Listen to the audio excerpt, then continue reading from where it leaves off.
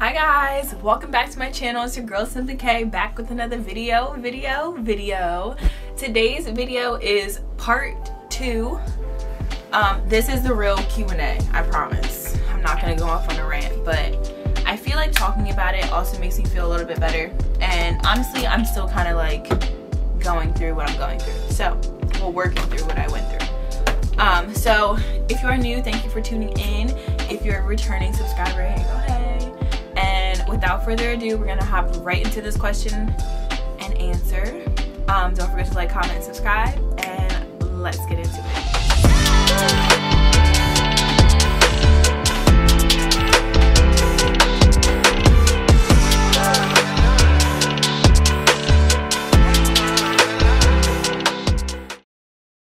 So I wrote them down because y'all know I'll just keep talking and talking and talking. So 1, was your pregnancy originally high risk? So like I said in part 1 and before, I might have mentioned, no, my pregnancy was not considered like high risk.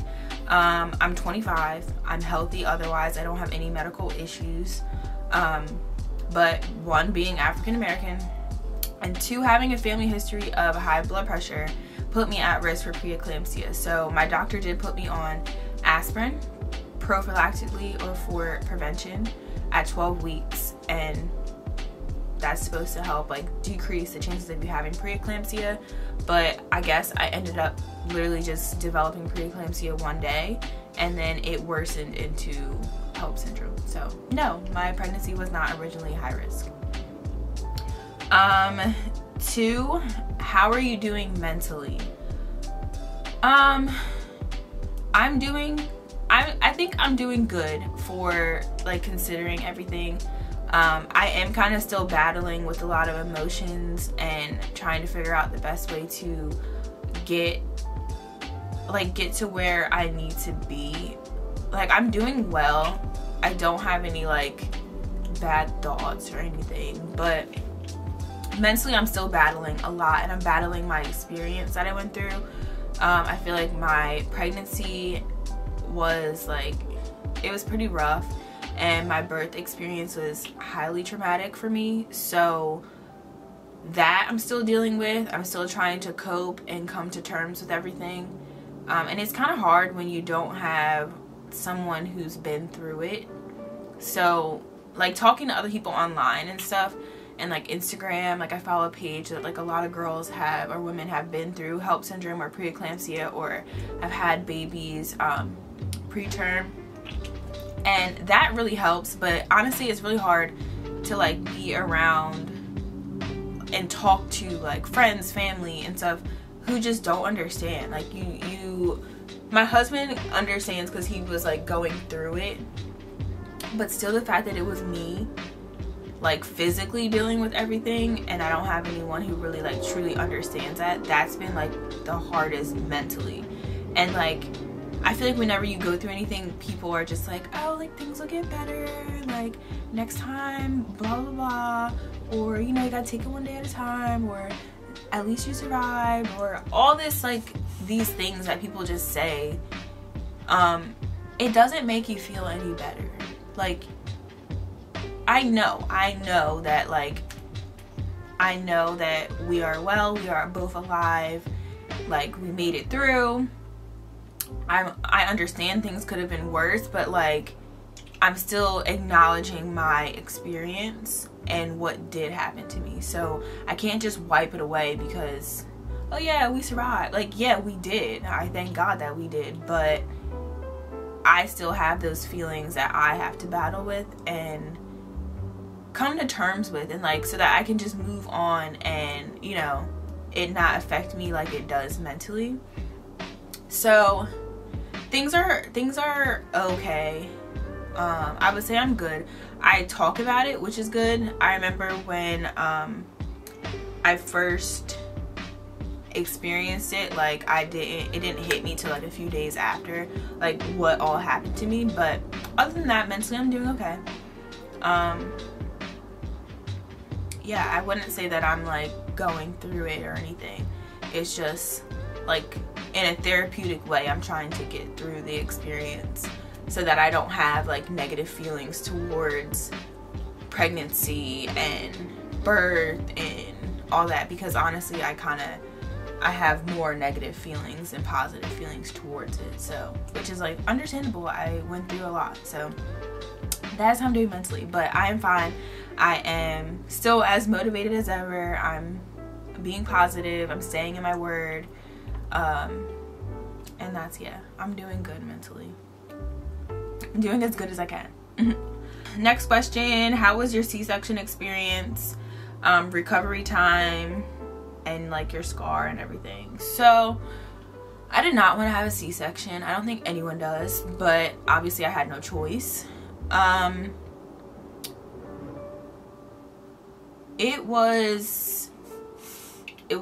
had no choice. That's kind of how I feel. I had no choice, but the experience was not bad. Everything went well. My scar is like on my bikini line, so like you honestly can't really even tell. Like when you stand up, and like when I looked at myself the first time, it just looks like your indent of your bikini line. Like they did it right on the line. So honestly, you can't tell unless you're like all up looking at it. But it was an okay experience. It wasn't bad. It was really quick. I think they only took like a half hour or so to do it, maybe an hour. I don't know. The pain after, I was so like on an adrenaline high, like from having the baby and like tapping into like mommy mode, that I was up and moving, like probably when I wasn't even supposed to be up and moving. So I didn't start getting like aches and pains until like a couple days in, because I was doing way too much. I was walking when I should have been like pushed around in a wheelchair. Like I was just doing too much. For a while it hurt to stand upright, because the stitches were like stretched. That area was stretched when I stood up straight, so I had to wear an abdominal binder. That helped with moving around and everything. But I think because I was up and moving so quickly, that I healed a lot quicker. So I actually stopped feeling pain around like 3 weeks. I felt kind of like normal-ish, and then like 4 weeks I was pretty much back to normal. And my scar was like, the scabs went away. Like it was kind of like, I would say completely healed. What did hurt was walking for long periods of time. I couldn't lift anything. I had an area, like a scab fall off, and I thought that it like opened up at one point, like I think like a week or so after, a week or two, and I had to go to my OB and get it checked out, but everything was fine. I'm trying to think. The only thing that really hurt was standing up for the first time after it, because I was like, oh my gosh, like I was kind of like bent over, like I couldn't stand up all the way, so that like took a lot. But that was the very first time standing up, so you kind of feel like, a lot of people say this, you kind of feel like everything's just falling out, and it just doesn't feel good. So the abdominal binder really helped, like just keep everything tight so that I could feel like I could stand up and actually walk. But I definitely was walking pretty slow, a little hunched over, but it got better after a few weeks, and then now I'm perfectly fine. The scar is like pretty much all healed. I am 3 months. No, I don't even know. She's almost 3. I think she is, actually. She's no. Yeah, I'm 3 months, because I'm going back to work. Yeah, I'm 3 months postpartum, so I'm pretty much fine. So it wasn't bad. Honestly, it wasn't bad. I was talking to my husband, and I was like, honestly, I don't even know. Like, if I were to have another child, I don't think I would be too mad if I had to get another C-section, because the experience was not bad at all. So next question, are you breastfeeding? If so, how is it? I am kind of doing a mix, but I'm mostly just exclusively pumping, because she was premature, so she was in the NICU for 3.5 weeks, and she like, in order for her to go, she had to be able to bottle feed. So because she did so well with that, we kind of stuck to the bottles. And with her being premature, she was on like certain, like a fortifier, which gave her like extra nutrients and stuff. It's for like low birth babies. So we had to put that in her milk. And then just to know how much she's eating so that we can track her growth, it's easier to do in a bottle. Like when you're breastfeeding, I don't know how much she's drinking. Like no one really knows how much she's drinking. You can know how much is usually in your boobs, I guess, when you're breastfeeding, but mine is so like varied. I wouldn't know how much she's eating or if she's getting it. So with the bottles, I know exactly how much I'm giving her. I'm able to add the fortifier in, and then that's that. So we kind of like decided to just do stick with the bottle feeding for her main feeds, and then when she's extra hungry or if we're out and about, I do breastfeed. But I think at some point it kind of confuses her. But she does really well with the bottle, so I'm like, I'm not gonna, you know, make her do things just to breastfeed her. Like if she's still getting my breast milk, she's just getting it through the bottle. And then I like being able to know how much she's eating, and I can like track it and everything. So I am pumping. Let me just say, when the milk was first coming in, I wish somebody would have told me how bad that hurt. My boobs were, it felt like bricks were in them. It was terrible for the first like 3 days.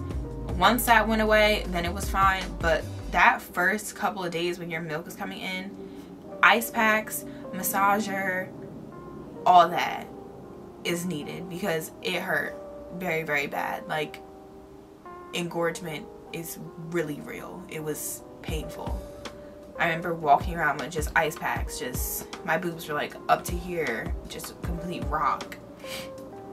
So yeah, that's that question. Next question: how do you feel about your body post-birth?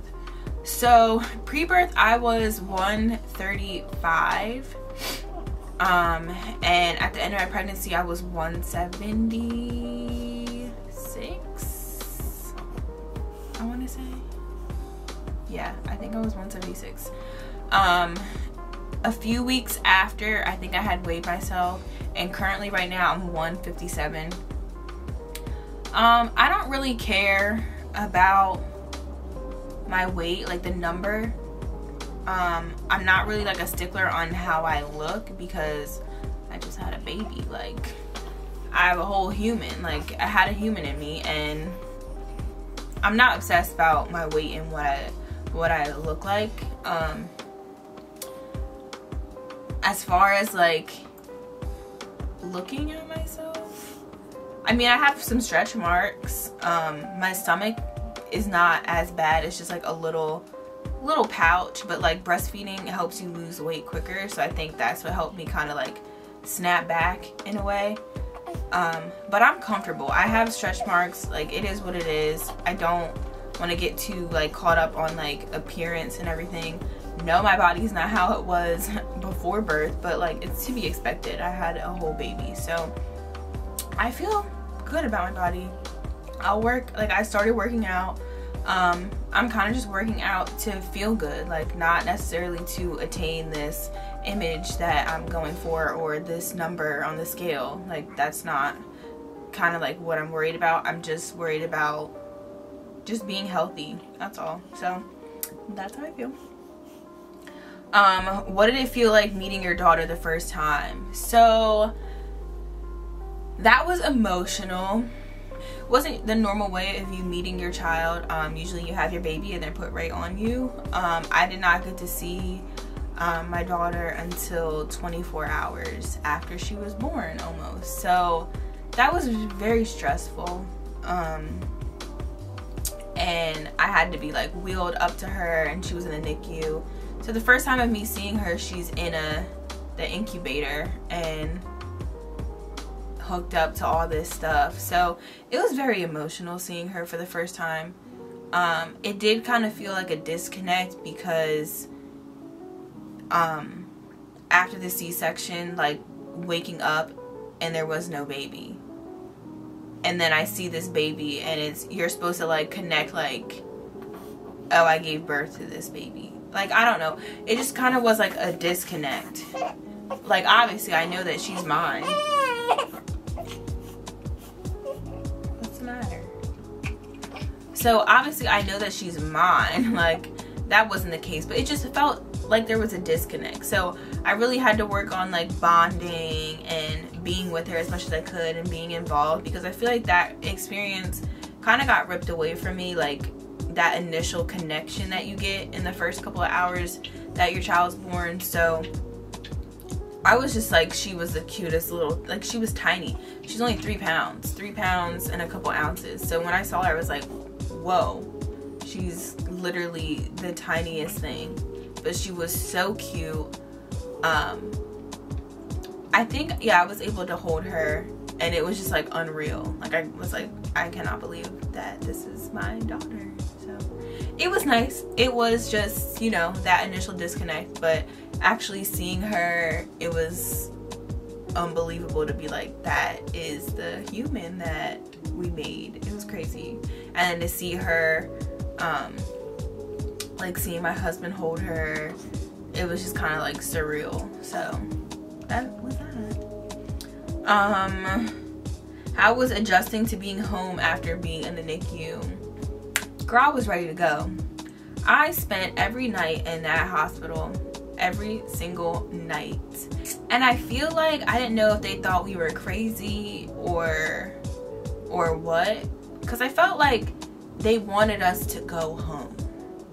And I was like, I'm not going home. Like, we went out, but I was staying the night with her. I was like, we were supposed to still be together. We were still supposed to be one. She was still technically supposed to be in me. So I was like, I'm not going home till we're going home. So I stayed me and my husband stayed the whole 3.5 weeks with her. Almost a month in the NICU. Every single night, sleeping on a recliner and a little pull-out bed. Every single night. So we were ready to go home. We were ready. As soon as they said it, bags were packed up. Bags were packed, like, quick, in a hurry. So when we got home, it was lovely to be home. Like, I've never packed up something so fast. Was ready to go. But as far as, like, taking care of her and everything, it was a little nerve-wracking just because, you know, we had this baby and she was still really, really small. When she came home with us, she was only like 3 pounds, 3 pounds, like 14 ounces. So that was the only thing that was kind of like nerve-wracking, like how small she was. But as far as being in the NICU for so long, we kind of learned how to take care of her. We learned her personality, how she was. So we were very confident in that way of taking care of her. So it wasn't like that new parent feel where you're like, you go home after 2 or 3 days and then it's just like, you have this baby with you. Like, we already knew her to a T when she was home. So we knew exactly what we needed to do. We were already on a schedule, so we had that down.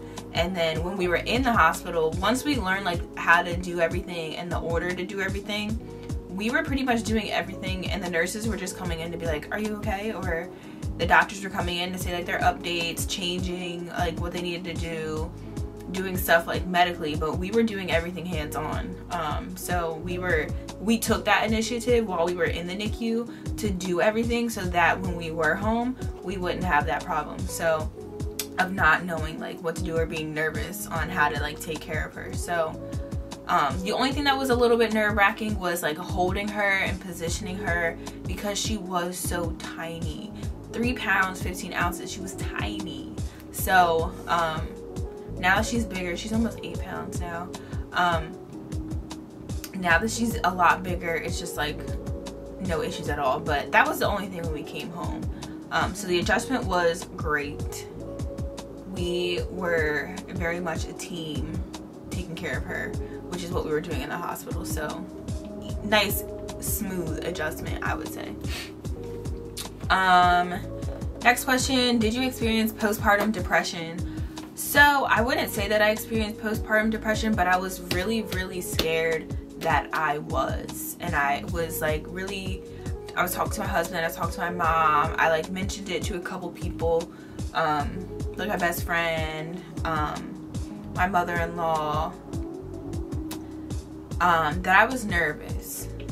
So because I was a little bit nervous of how I was feeling, they did have like a counselor come in the hospital. She just automatically like comes by to see every mom and like talk to them and see how they're doing. And I talked to her, but by the time I talked to her, I had already kind of figured out what was going on with me. So to let you guys know, after I had her, I think it was like 2 days after I already seen her and all that kind of stuff, everything hit me. The whole experience hit me, that it was traumatic, that I had no control over it, that I just had my baby 7 weeks early, that both of our lives were kind of put at risk. Like, all this stuff hit me at once.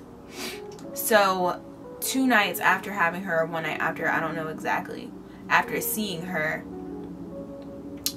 I had like vivid nightmares. Like, I was having flashbacks of like the day, and then I was having nightmares, like real graphic nightmares that like scared me to the point where I was like not going to sleep. Like, I was in the hospital and I was just staying up doing stuff so I didn't have to go to sleep, so that I didn't have another one of these nightmares, because I was literally dreaming about being pregnant. One dream was like I was at my parents' house and all of a sudden I was like, I don't feel well, and then I literally look down and there's like a pool of blood and I just pass out. Like, I just drop to the floor. But like the graphic, like how graphic this dream was and how scary, like my heart was racing. It was ridiculous. Like, I was petrified. And I woke up like sweating. Like, it was just, the nightmares were absolutely terrible. So I honestly, the next couple nights, like, I did not go to sleep. I stayed up because I was like, what is going on? So I started like researching and looking up things about like nightmares and flashbacks and all this kind of stuff, and it was all talking about like postpartum depression. And I was honestly like, I'm scared. I don't want to, I mean, it's normal, like it's something that happens, but I was like, I don't want it to get out of hand to where it's like to a point where it's bad. So I told my husband, I was like, I think I really want to talk to somebody, because, you know, I'm having these dreams, I'm having these nightmares, I'm having these feelings, and it's just, I don't feel good. Like, it doesn't feel good to be like going through this. So I did talk to the therapist. It was nice.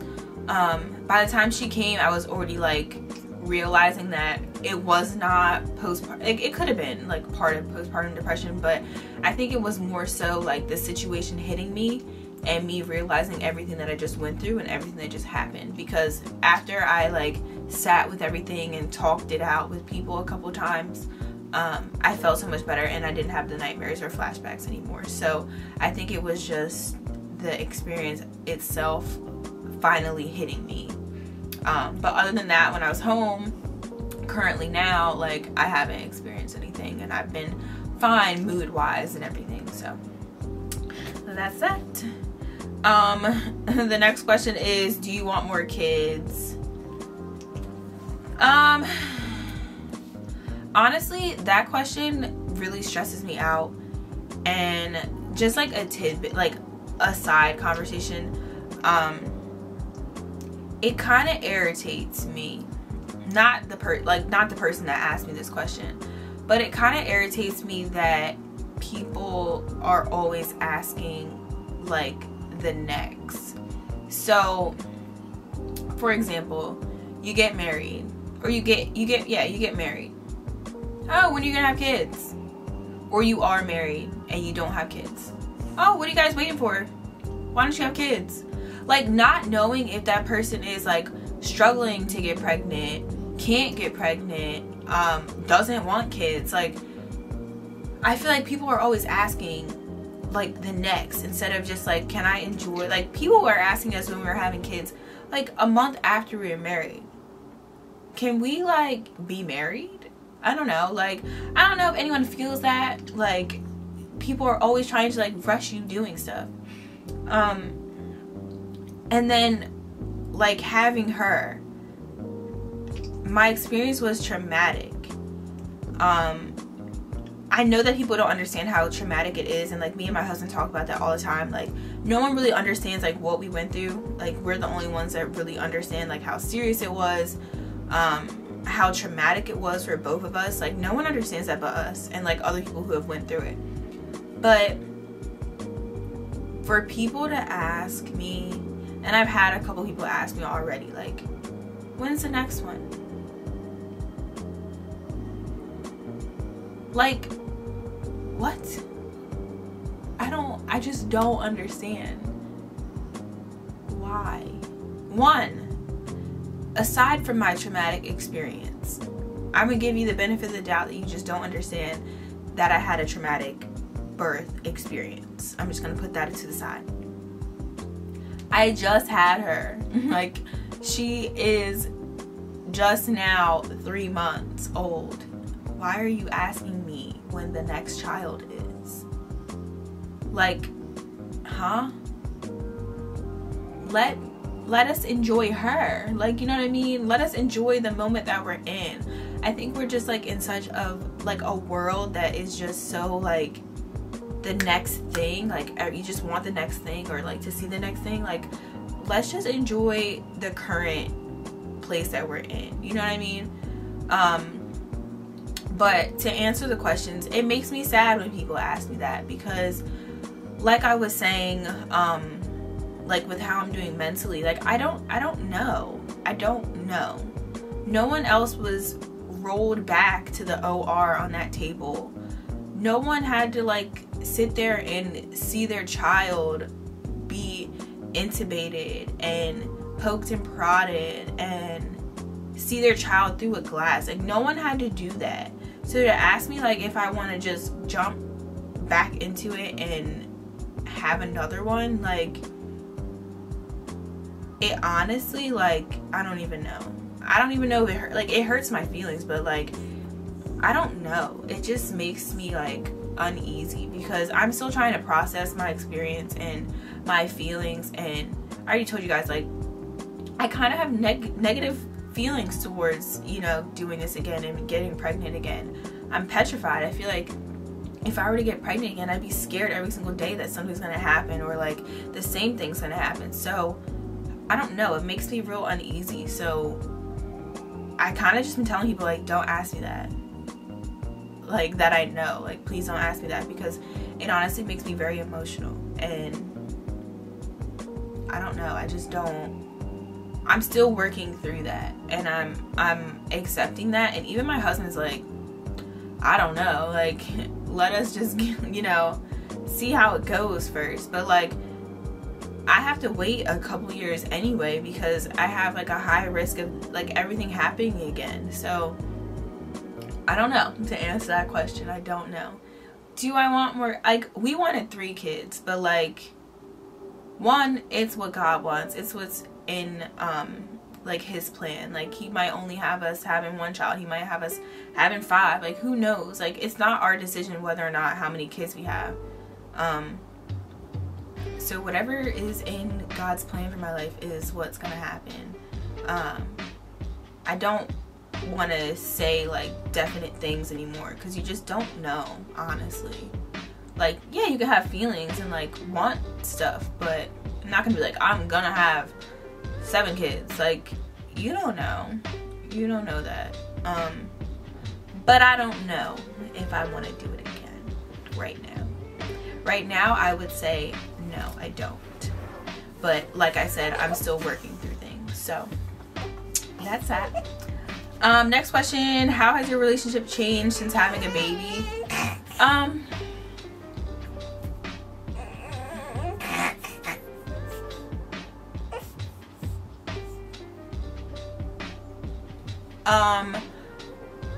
I think my relationship has changed for the better. Like it definitely made us stronger. especially being in the NICU, there were sides of my husband that I've never seen that I was like, whoa, like, I love this man, like, a lot. Like, I was very grateful to have him. But we had no choice but to be strong together, and I definitely think that the whole experience brought us closer.